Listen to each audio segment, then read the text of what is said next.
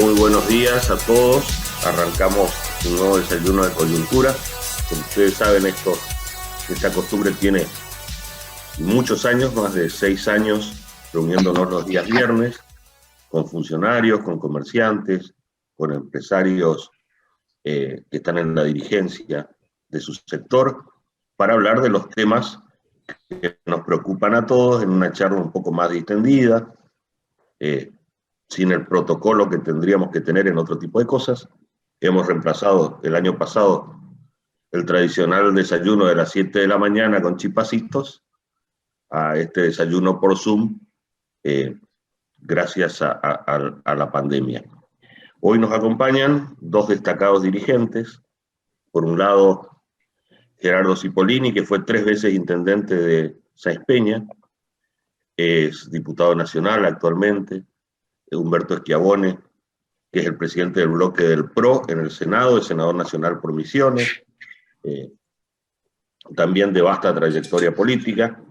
Así que hoy la conversación sobre la posibilidad o no de otorgar los poderes extraordinarios que ha solicitado Alberto Fernández es interesante para conocer desde el punto de vista político y conocer en qué nos puede afectar a nosotros. Gerardo, Humberto, hay aquí comerciantes, hay políticos, hay dirigentes de la Federación Económica que nos están acompañando para conversar, hay estudiantes, hay políticos, hay abogados, contadores, así que es un lindo momento para reflexionar entre todos.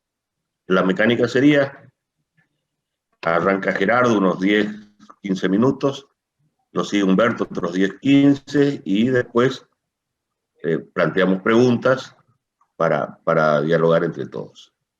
Buen día, adelante Gerardo. Bueno, buenos días. Agradezco al Club de la Libertad esta posibilidad que me da de intercambiar opiniones con los amigos que me imagino mayoritariamente comparten nuestro ideario político, con los matices propios de cada uno, para hablar de esto que realmente no deberíamos estar hablando de esto, ¿no? En un país normal, que respete las instituciones, que tenga apego a la Constitución, hablar de superpoderes ya implica un avance de un poder sobre el otro, del Ejecutivo sobre el Legislativo. Hablaba antes de que comenzara la conversación con Alberto y le recordaba esa mega sesión donde el Congreso Nacional, sujeto pasible de la aplicación del artículo 29, en el inicio de la gestión de este presidente, votó las 9 mega emergencias, innecesarias absolutamente todas y cada una de ellas, porque no lo justificaba, y bueno, con la mayoría relativa que tenían en su momento, más el acompañamiento de los aliados que aparecieron muy rápidamente en el seno de la Cámara de Diputados, fue aprobado. Pero realmente en esa instancia ya vulneramos la Constitución. Le dimos al presidente facultades legislativas en materia impositiva que están específicamente prohibidas por la Constitución, y en algunas de ellas, yo diría, abriendo un escenario a la inconstitucionalidad más absoluta. Me refiero a la creación del dólar solidario, ¿no? El presidente pedía una emergencia hasta el 31 de diciembre del año pasado, y se aprobó un dólar solidario por un periodo de 5 años, que excedía la aprobación, excedía un año del mandato del presidente, con lo cual realmente estábamos hablando de que esas mega delegaciones de funciones fueron absolutamente inconstitucionales, ¿no? Luego vino el presupuesto, que envió, después de mucho tiempo y de mucho reclamar, vino el presupuesto. Ese presupuesto que calificado, dado que era el presupuesto que había enviado el presidente Macri, fue calificado como un dibujo, y nos encontramos con un dibujo más burdo aún, ¿no? Amén del comentario del ministro antes de empezar a hablar, que se hizo público a través de ese micrófono abierto, de que iba a ser zaraza, y de hecho el presupuesto ya está demostrando que es zaraza.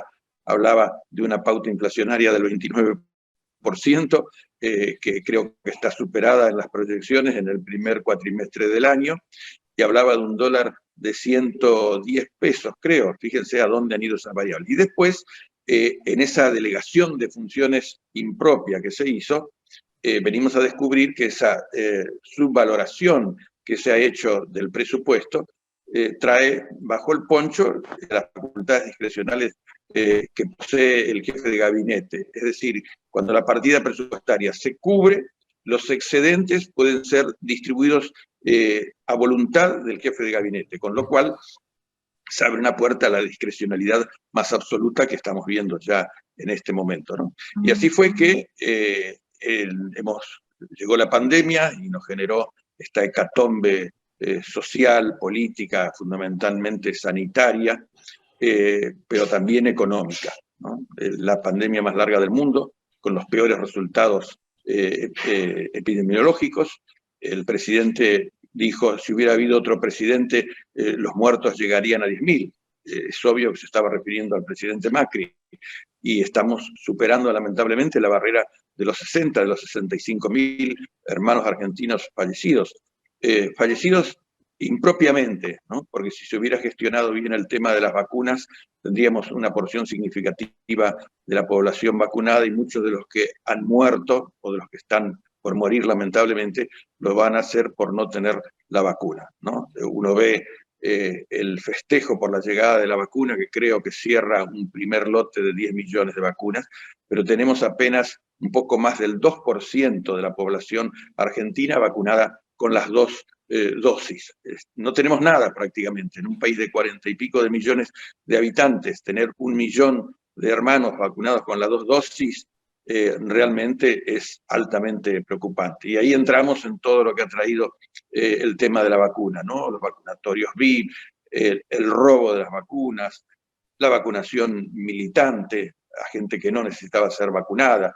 Realmente un escenario que nos preocupa. Y entonces llega esta medida, este pedido del presidente de las facultades extraordinarias, ¿no? Un nuevo paquete de superpoderes que realmente nos pone a todos en alerta, nos enciende las luces de alarma, teniendo en cuenta que es un gobierno que dice una cosa y hace otra, o viceversa, y realmente es necesario que toda la sociedad cobre conciencia de que estamos en muy alto peligro, porque esas facultades extraordinarias que el artículo 29 de la Constitución prácticamente prohíbe expresamente, realmente nos abren el gran interrogante de que para qué las quiere el presidente. Un presidente que sabemos todos que de alguna manera es un mandatario, que no manda, que responde a una figura oculta prácticamente, porque realmente su presencia no es visible cotidianamente, pero sus órdenes y sus instrucciones son notorias y palpables. Un presidente un día resuelve una cosa y al otro día se desdice o le mandan a hacer otra cosa, y entonces es muy peligroso para un presidente que tiene la debilidad de no ejercer plenamente el cargo, concederle estos poderes extraordinarios. Si bien la Constitución determina claramente cuáles serían los límites a los cuales debería ceñirse el Poder Ejecutivo en posesión de estas facultades extraordinarias, pero realmente nos preocupa, porque en mérito y en base a esas facultades extraordinarias nos podemos encontrar el día de mañana que hasta pueda llegarse al extremo en aras de salvaguardar la sanidad pública de la nación, nos encontremos con una postergación o una eliminación de las próximas elecciones, que ellos ven con preocupación que los resultados no van a ser los que imaginaban. Realmente la situación económica es muy mala, las medidas que se han tomado, amén de ser negativas, son extremadamente autoritarias. Es un gobierno al que le vemos poca vocación democrática, al que le vemos poco apego a la Constitución y a las leyes. Y ahora, agravado por esta ofensiva con munición gruesa que están teniendo todo el arco del gobierno, desde el presidente, la vicepresidenta, legisladores de todos los niveles, intendentes y las voces más importantes de la cámpora atacando a un fallo que es simplemente, en el caso particular de la autonomía de la Ciudad de Buenos Aires, todo el mundo sabía que era un fallo cantado, porque la Constitución así determina que la Ciudad de Buenos Aires asimila y equipara derechos al de una provincia, pero para ellos ha sido insoportable, ¿no? Y hablan de la forma que han hablado en el último acto público, que veo que algunos colegas están pidiendo que sea multado el presidente y que sea multado la vicepresidenta y todos los que lo acompañaron en ese acto proselitista que no tenía nada que ver con la inauguración de un barrio donde no se respetaron ninguna de las normas que le piden al ciudadano común, al que lo persiguen por la calle para que no circule en horarios no permitidos, al que se le exige en los horarios en que se puede circular, se le exige toda clase de controles. Realmente es, a mi entender, muy peligroso abrir la puerta de estos superpoderes a gente que realmente se ha engolosinado con el poder, creen que haber ganado las elecciones les abre las puertas para tomar cualquier tipo de decisiones que afectan a la división de poderes y que atentan contra la libertad de los argentinos. Así que nosotros, hoy creo que va a haber una reunión importante en la Casa de Gobierno con el ministro del Interior, no sé si el jefe de gabinete y los presidentes de nuestros bloques que formamos Juntos por el Cambio, y van ellos con la convicción de que no se debe ceder a la presión ni al chantaje. Las elecciones deben llevarse a cabo en los términos en que el proceso electoral determina. Debemos de una vez por todas, el día de mañana podremos discutir si las PASO son útiles o no, si deben ser derogadas o no, pero las elecciones deben mantenerse en las fechas previstas. Tenemos una muy larga tradición y mala costumbre en nuestro país de alterar las fechas eleccionarias, siempre a conveniencia del poder de turno, ¿no? Recordemos que en el imperio, en Estados Unidos, prácticamente desde la fecha de su independencia hasta el día de hoy, las elecciones han sido siempre el mismo día, ¿no? Un ejemplo a seguir y que le daría a la Argentina, si lo aplicáramos, bueno, un aporte más a la estabilidad constitucional. Así que vamos a esperar el resultado de esta reunión. Las elecciones deben llevarse a cabo en los tiempos y formas en que está previsto. Esa idea loca de sumar las PASO a las generales me parece que es una barbaridad y que no debe, ni de ninguna manera debería contemplarse esa posibilidad, ¿no? Así que, bueno, yo con los que he hablado, con los amigos, con los otros legisladores, con la gente que comparte nuestro espacio, están todos alarmados y preocupados. Esperemos que esto pueda de alguna manera, en base a lo que manda el artículo 76, determinar claramente el plazo y después el contenido de las normas que puedan ser aplicadas, que no quede la puerta abierta a la discrecionalidad y que en base a estos superpoderes el día de mañana nos despertemos con alguna mala noticia que nos afecte a todos. Así que esa es más o menos la idea y la posición que tenemos y que vamos a sostener. Muchas gracias, Gerardo. Humberto Schiavoni, senador, buen día. Te escuchamos. Buen día. Muchísimas gracias por esta invitación, en primer lugar. Bueno, coincido con Gerardo Cipollini que hablar de superpoderes en este contexto ya es una cosa muy, muy peligrosa, muy alarmante.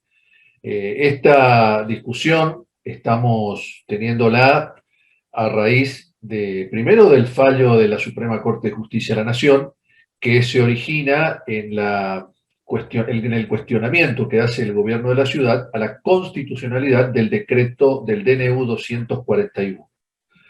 Pero además, todavía no sabemos en qué va a consistir este nuevo proyecto de ley que el presidente anunció para que se le otorguen los superpoderes. Sí podemos inferir por las prescripciones del nuevo DNU, una vez vencido el anterior, el 30 de abril, del 287, que en líneas generales replica la misma argumentación con algún grado mayor de solidez en los argumentos sanitarios que el 241. Pero en la esencia son exactamente lo mismo.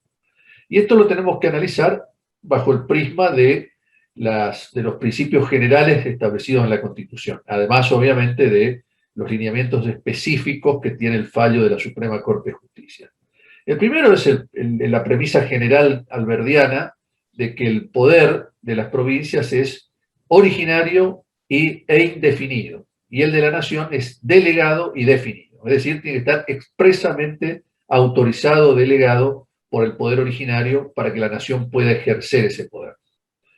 En ningún momento se puede pretender que la nación se arrogue facultades que están explícitamente, además de las indefinidas, están explícitamente establecidas en el artículo 5, como es la potestad de legislar sobre la educación primaria y también la potestad que tiene de promover a la educación como principio más general.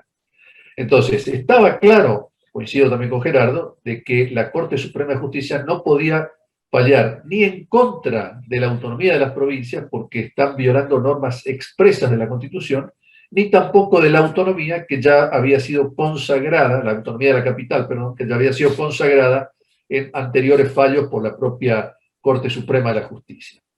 Ahora, con respecto a la cuestión de fondo de los superpoderes, por más que se mande una ley al Congreso, el Congreso no puede ir más allá de las atribuciones que tiene en el artículo 75. Y en el artículo 75 no figura el otorgamiento de superpoderes en virtud de una emergencia sanitaria.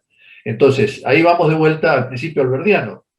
El poder de la nación es delegado y explícito. Tiene que ser por una delegación de manera explícita, y esta delegación está contenida en términos generales en el artículo 75.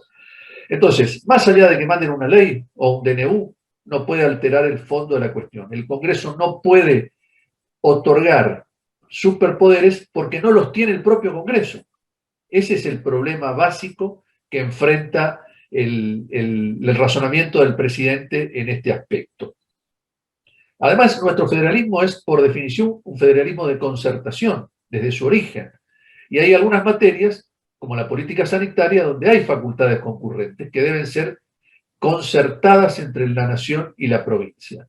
Sobre todo porque estaban absolutamente abiertas las posibilidades de hacerlos. Acá hay, evidentemente, un claro sesgo autoritario y hegemónico por parte del presidente de la nación, por parte del Poder Ejecutivo, que el fallo de la Corte vino a poner en orden.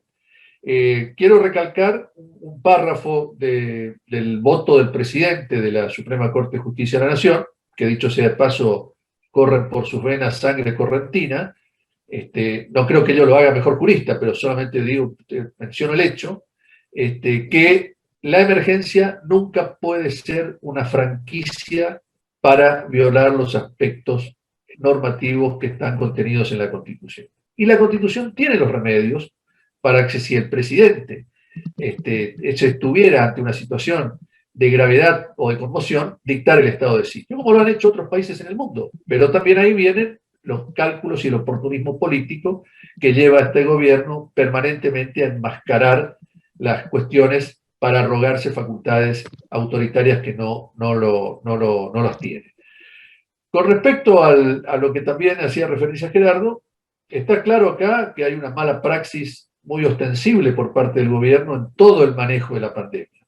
Arrancamos allá por el mes de febrero diciendo de que no iba a llegar el coronavirus a la Argentina, eso lo dijo el exministro Ginés, y que le preocupaba más el dengue, ciertamente preocupante, sobre todo en nuestra zona, pero que le preocupaba más el dengue que el coronavirus. Esto, más allá de la anécdota, ¿qué hizo? Hizo que no compráramos test. La Argentina tardó muchísimo en hacerse de los test necesarios para empezar a ver qué parte de la población estaba infectada y seguir el método aceptado de aislar a esa población y a los contactos estrechos. Pero si no testeábamos, no teníamos esa posibilidad. Acuérdense, ya nos olvidamos, pero acuérdense el famoso viaje de un avión de Aerolíneas Argentinas a China para buscar barbijos y test. Encima vinieron test que después no sirvieron.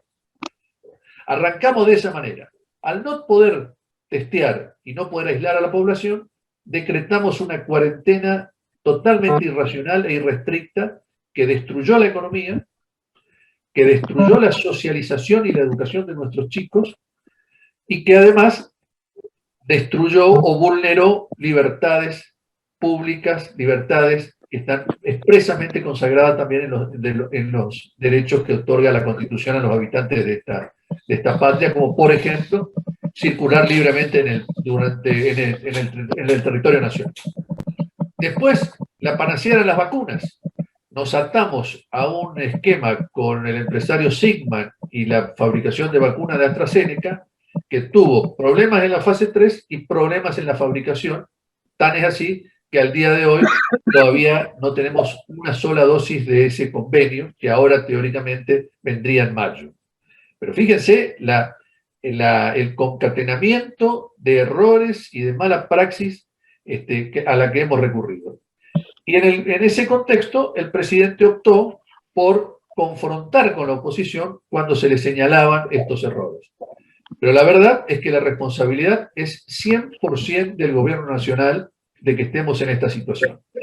Y el último argumento, que es apelar a los superpoderes para tomar medidas discrecionales, inconstitucionales y por ende ilegales, creo que es la última valla que tenemos que poner quienes pensamos que hay que respetar la Constitución y que coincidimos con el presidente de la Suprema Corte. Esta no es una franquicia para hacer cualquier cosa. Conclusión, creo que estamos ante una nueva situación de gravedad institucional provocada por el propio gobierno y que tenemos que extremar los cuidados, todos los quienes estamos en la oposición, de frenar cualquiera de estos arrestos que van a conculcar nuevos derechos de los argentinos. Muchas gracias, Humberto. La primera pregunta que nos acercaron está relacionado con algo que va a ocurrir hoy, la reunión esta de los presidentes de bloque con el ministro del Interior.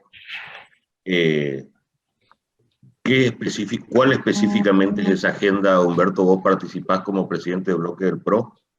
Nosotros delegamos la negociación en los bloques de diputados, en Mario Negri, que es el presidente del Interbloque, y en Cristian Ritondo, porque en el Senado el oficialismo no tiene necesidad de negociar absolutamente nada, habida cuenta que tiene mayoría absoluta, tiene quórum propio, no tiene los 2 tercios, esa fue nuestro gran mérito de haber mantenido la unidad, incluso haber incorporado a otros sectores como el bloque que preside Juan Carlos Romero de Salta, para que el oficialismo se aleje en 5 votos de los 2 tercios, que recordemos, la importancia en el Senado de los 2 tercios radica, en primer lugar, en la designación del Procurador General de la Nación. Por eso está el pliego de Rafecas trabado, y nosotros pensamos que acá tiene que haber un acuerdo político, dada la importancia institucional que tiene el procurador.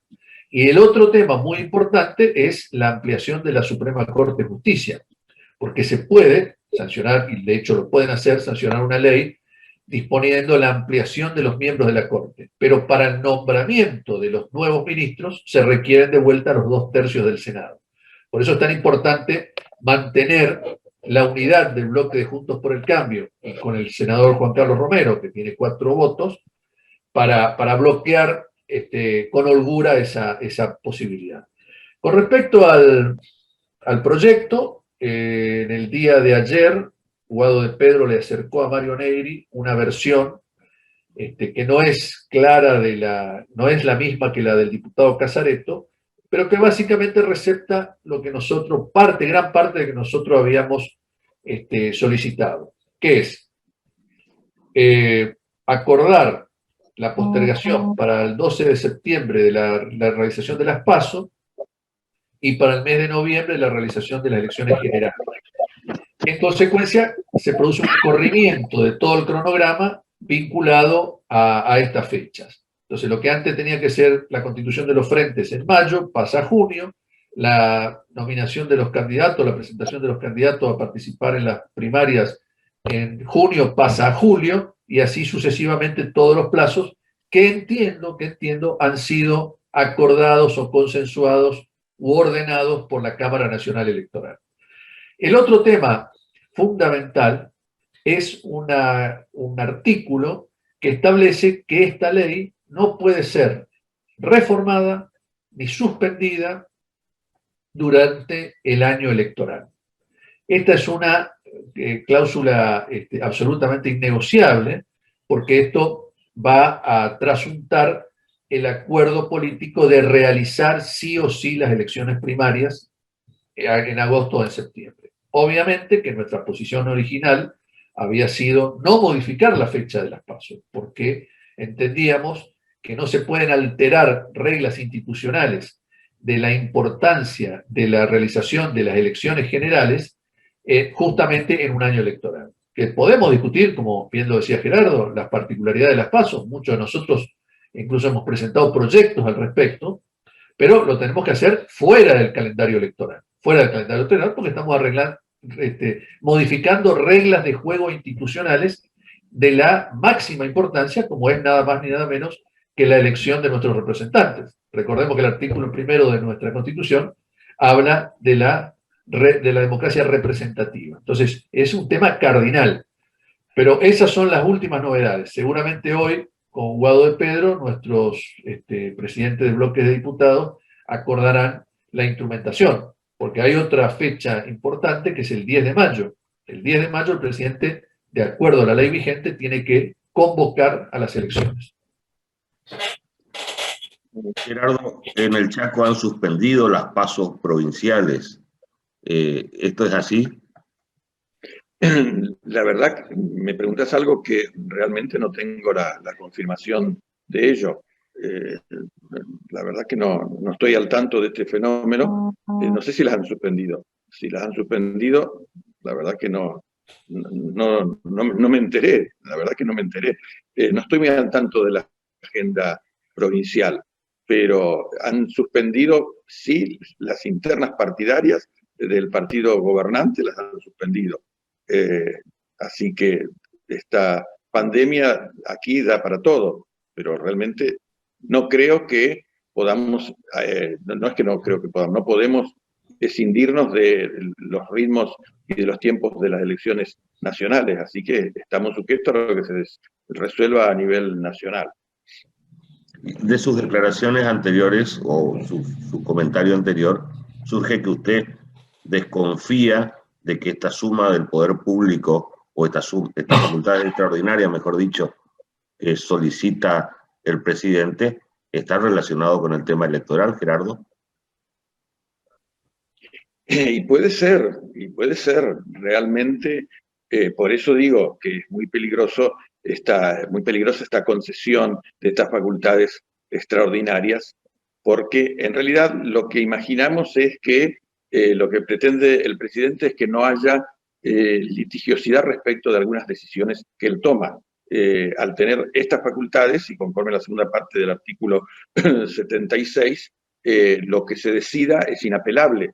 En consecuencia, esa palabra blindaje que empezó a circular realmente habla a las claras de esa idea, ¿no? De que las decisiones no sean apelables, como ha ocurrido con las acciones y las actitudes que ha tomado el gobierno de la ciudad de Buenos Aires respecto de esto que comentaba Humberto, ¿no? La presencialidad de los niños en las escuelas, que fue recurrida y que, bueno, a raíz del fallo de la Suprema Corte generó tanto inconveniente, porque realmente hay contrasentidos extremos en esto, ¿no? Mientras la ciudad pretende una racionalidad en la toma de las decisiones en base a sustentos científicos, vemos que en la provincia de Buenos Aires hay un alineamiento absoluto con el gobierno nacional y las medidas no son aplicables. No sé, ese conurbano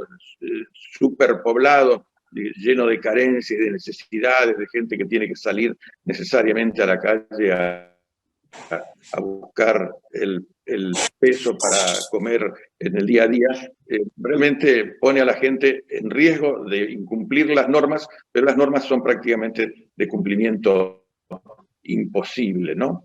Así que creemos que fundamentalmente viene atrás de este pedido de los superpoderes el deseo de que las decisiones que toma el presidente no puedan ser judicializadas. Hay una pregunta acá para ambos panelistas y está relacionado con este intento de concentración del poder. Y pregunta si es mera ignorancia jurídica o una provocación a la oposición y a la justicia. Yo creo sinceramente, Carlos, que hay de las dos cosas. La verdad que sobre todo los votos de Rosati y Maqueda, son muy contundentes respecto de la endeblez y de la pobreza de los argumentos del decreto 241, como si hubiera sido hecho entre gallos y medianoche, con poco rigor jurídico y con poco rigor técnico, que fue señalado expresamente. Les digo porque esto rara vez la Corte, cuando analiza un tema de este tipo, se mete en el cuidado técnico o en la rigurosidad técnica de un decreto o de una ley. En este caso concreto, advierte sobre ese punto. El gobierno en general está exhibiendo un pobre desempeño desde el punto de vista sustantivo, desde el punto de vista técnico. Y obviamente también está implícita la teoría del amigo-enemigo. Hay que generar permanentemente enemigos que profundizan la grieta, entonces son los culpables absolutamente de todos. La verdad que yo no participo de los debates en la Cámara de Diputados, pero algún día los invito al Senado para ver que no hay un solo discurso, por el tema que fuere, aún en los temas que tenemos acuerdo y que anticipamos que le vamos a votar a favor, que no le echen la culpa de algo al expresidente Macri, permanentemente. Eso no es arbitrario, eso es la construcción de un mecanismo político de armar un enemigo al que echarle la culpa. Es la famosa construcción de la grieta, porque no es más ni menos que esto. Entonces, hay un poco de todo. Creo que hay una endeblez técnica y también se sigue alimentando este mecanismo de construcción política que ha exhibido el kirchnerismo desde su inicio. Su opinión, Sí, Gerardo. así es. Sí, no, coincido absolutamente con Humberto. Los debates en la Cámara de Diputados, hasta que fueron presenciales, luego vino la pandemia y bueno, tuvimos que refugiarnos en la virtualidad, con lo cual los debates se han hecho escasos, ¿no? Hay lista de oradores consensuada previamente, no hay réplica, hay dificultades en las conexiones, pero hasta el momento en que estuvimos yendo a la Cámara, realmente el demonio de la República Argentina ha sido el presidente Macri.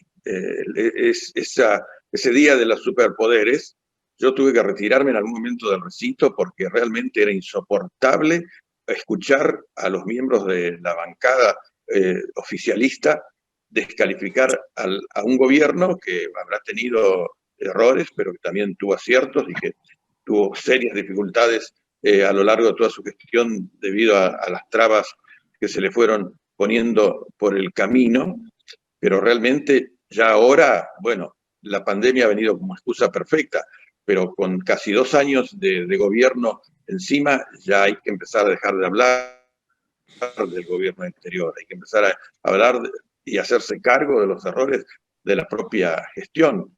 Y de última, proponer a la sociedad hacia adelante un camino de salida que no se está proponiendo. No se está proponiendo. El mismo presidente dijo que él no creía en los planes, así como tampoco cree en la meritocracia. Y realmente, por ese camino, en vez de ir hacia adelante, vamos a ir hacia atrás. Un país sin planes es un país que no tiene rumbo.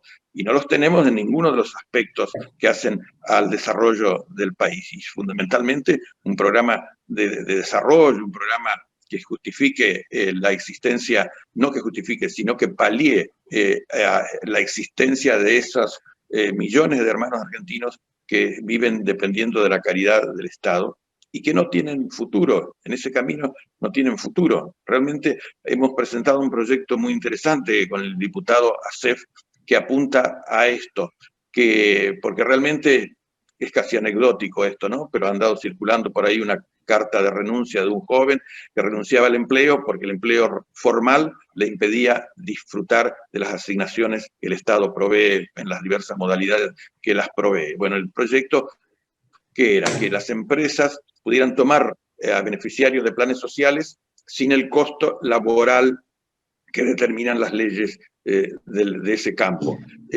Si el empleado a lo largo del tiempo era útil y la empresa decidía tomarlo, bueno, seguía beneficiándose con una reducción de las cargas. Y para aquellos que no tenían oficio o capacidades, la posibilidad de, a través de la educación, de cursos específicos, darles herramientas prácticas para que puedan ganarse sustento a través del esfuerzo propio. Porque realmente yo creo que ya vamos hacia la segunda generación de hermanos argentinos que han perdido el hábito y la cultura del trabajo. Y un país en el cual sus hijos no trabajan es un país que no puede crecer de ninguna manera. Y aquí caemos al tema central de nuestra Argentina. La revolución sarmientina es una revolución que aún no se ha hecho en nuestro país. Tenemos que educar al soberano. El mundo exterior se está desarrollando a pasos agigantados y cada vez estamos más lejos de ese mundo de la tecnología, del conocimiento, del desarrollo. No estamos teniendo los medios y los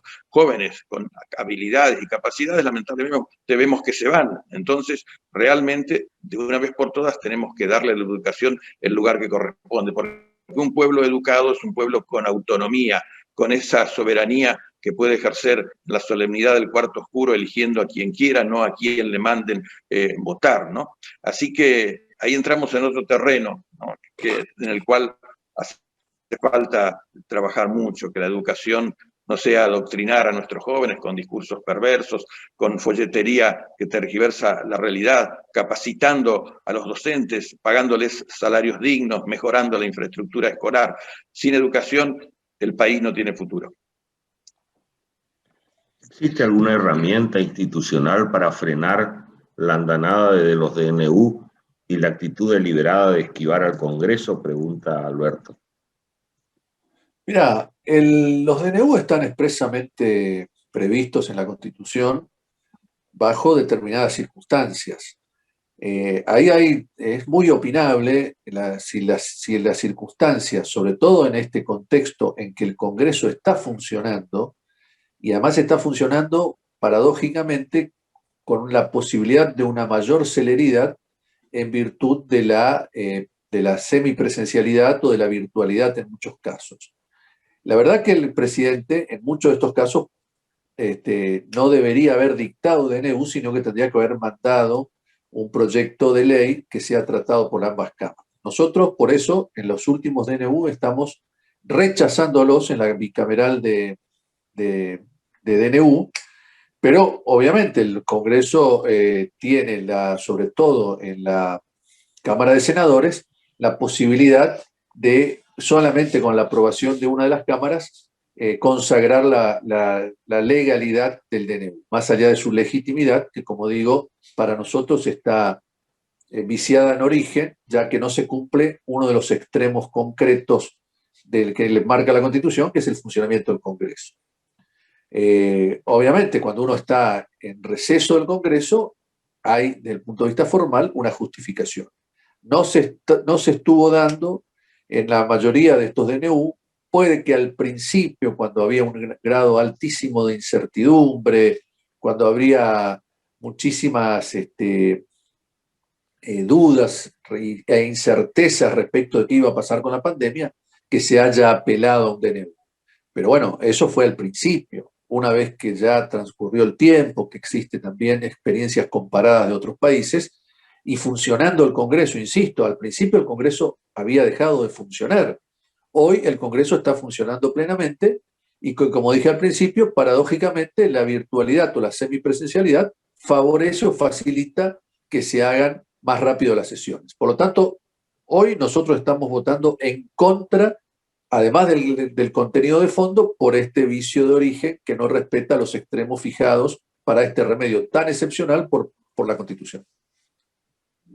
Se mencionó aquí que existen legisladores de Juntos por el Cambio que impiden el avance sobre ciertos temas. De cara a las elecciones generales que tenemos, ¿qué expectativas hay de mantener esa valla para que no avancen, mejorar la cantidad de senadores, mejorar la cantidad de diputados? ¿Cómo ven esto ustedes?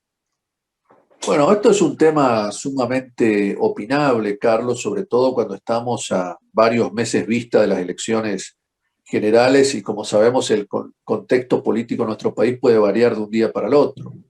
Pero más allá o con esas prevenciones y con la otra premisa de que se trata de elecciones provinciales. Esta no es una elección nacional, por más que su resultado políticamente o mediáticamente se nacionalice, estamos ante la presencia de elecciones provinciales, distritales, que se realizan en cada provincia.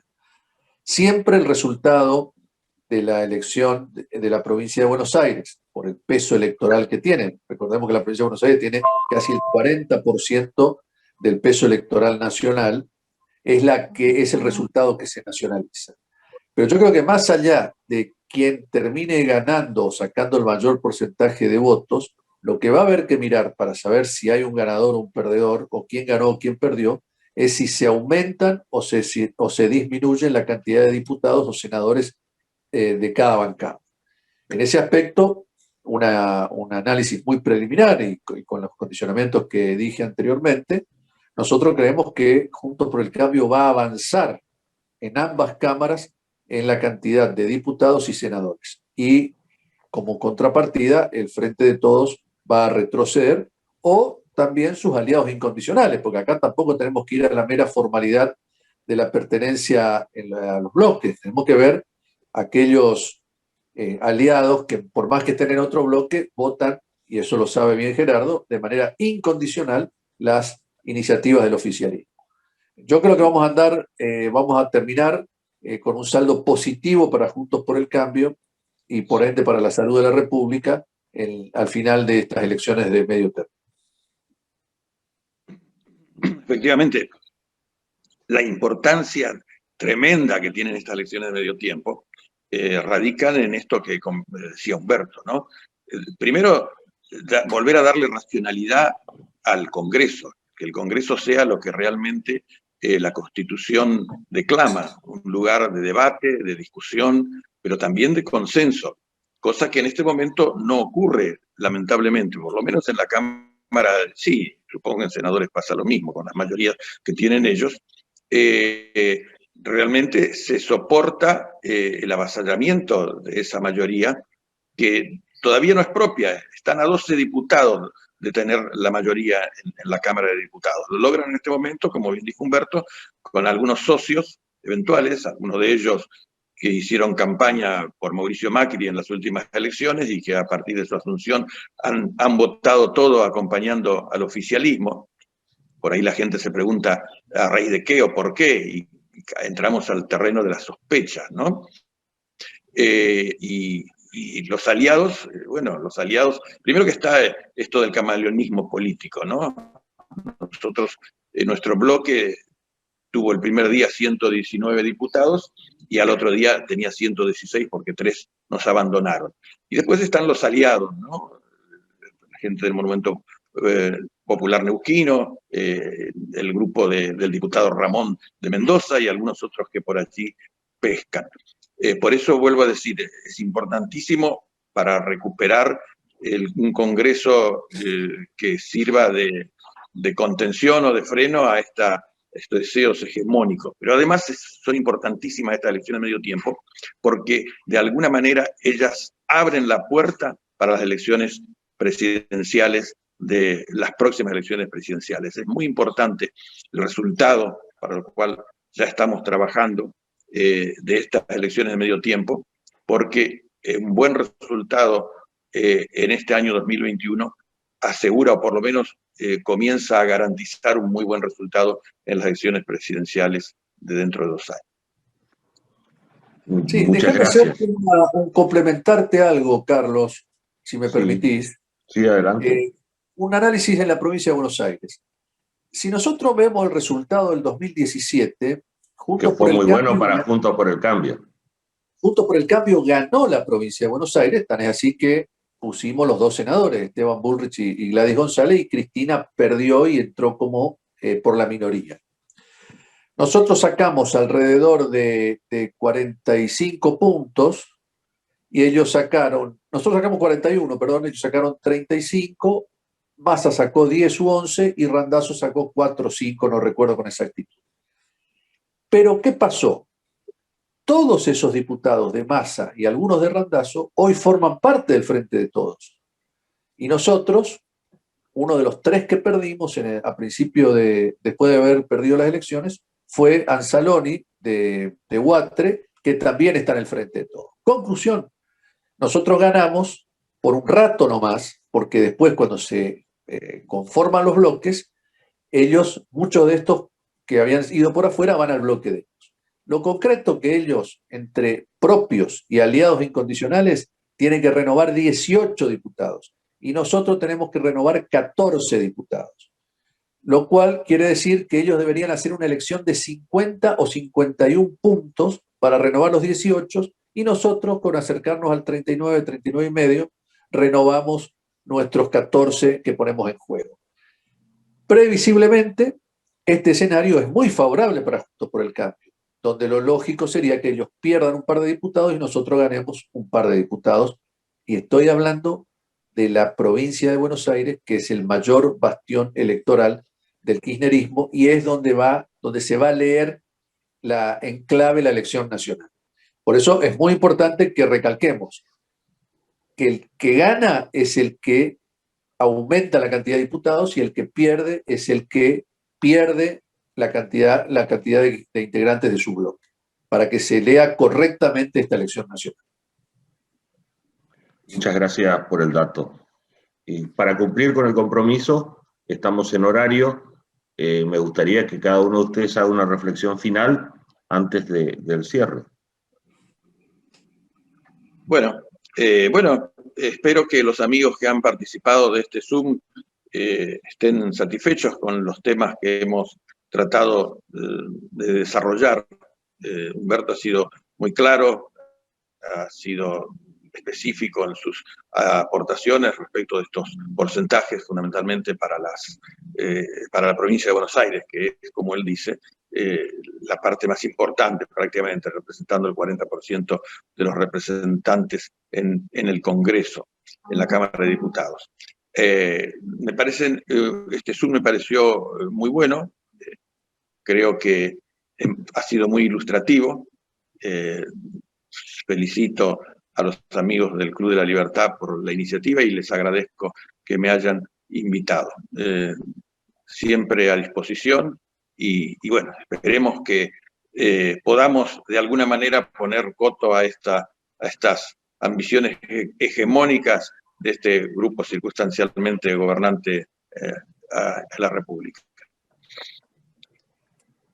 Bueno, más allá de las cuestiones casi técnicas que hemos hablado respecto de los superpoderes y el análisis de las cuestiones que se suscitaron en torno al fallo sobre el DNU 241 con respecto a la controversia con la ciudad, creo que acá hay un dato político clave, que es la unidad de la oposición. Si la oposición se mantiene unida, como se ha mantenido a lo largo de este año y medio, donde realmente había al principio sobre todo muchas acechanzas en la utilización del poder que tiene el Estado Nacional para condicionar a las provincias y en función de eso debilitar nuestro entramado político de Juntos por el Cambio, creo que ese examen lo hemos dado satisfactoriamente y salvo escasas deserciones, estamos hablando sobre un bloque sobre casi 120 que se hayan ido 3, no mueve el perímetro, pero en el Senado hemos incorporado senadores que no estaban originariamente en nuestro bloque. Por lo tanto, creo que la oposición en su conjunto ha sabido estar a la altura de las circunstancias en una premisa que era básica. Sin la unidad de la oposición, hoy seríamos Venezuela literalmente. Entonces, porque a su vez, la unidad de la oposición y su reflejo en el Parlamento, con las trabas que podemos, con los contrapesos, para ser más específico, que podemos ejercer respecto del poder del oficialismo, también le da seguridad a la Corte Suprema de Justicia que nadie lo va a poder destituir. Recordemos que para destituir a un juez de la Suprema Corte hacen falta 2/3 en ambas cámaras, que en algún momento de la historia política el kirchnerismo estuvo cerca de conseguir. Por lo tanto, también esa unidad que garantiza esa presencia parlamentaria hace que la justicia pueda trabajar más libremente y ejercer su poder más plenamente. Todo esto nos lleva a la siguiente definición. Hoy tenemos que reforzar esta unidad porque es una de las piedras angulares para que este sistema republicano, representativo y federal, que como consagra el artículo 1 de la Constitución, pueda seguir funcionando. Y, obviamente, trabajar en nuestros distritos para que la elección sea lo más favorable posible en cada una de nuestras provincias para acrecentar o por lo menos para mantener los números de diputados y senadores que hoy ponemos en juego como Juntos por el Cambio. Yo particularmente soy optimista, creo que la oposición ha dado muestras de madurez y de que ha sabido, obviamente que tenemos diferencias porque somos un conglomerado ya de 4 partidos principales nacionales y estas diferencias muchas veces existen, no hay que negarlas, pero se han metabolizado siempre teniendo en cuenta lo esencial, el objetivo esencial, que es mantener la unidad sobre la base de nuestros principios. Porque cerrar la grieta para mantener el statu quo es fácil. Cerrar la grieta manteniendo incólumes los principios que nosotros sostenemos es mucho más difícil. Y creo que esa va a ser la clave con la que hay que leer este año, que obviamente tiene acechanzas económicas, sanitarias, sociales, políticas, como estamos viendo ya en un proceso que tampoco es lineal y se puede precipitar en cualquier momento. Les agradezco a ambos, agradezco a todos los participantes. Hemos finalizado un desayuno de coyuntura más. Que tengan todos un buen día. Gracias, Carlos, muy amable. Saludos, Buen Gerardo. día. A todos los participantes. Chao, Humberto. Chao. Gracias.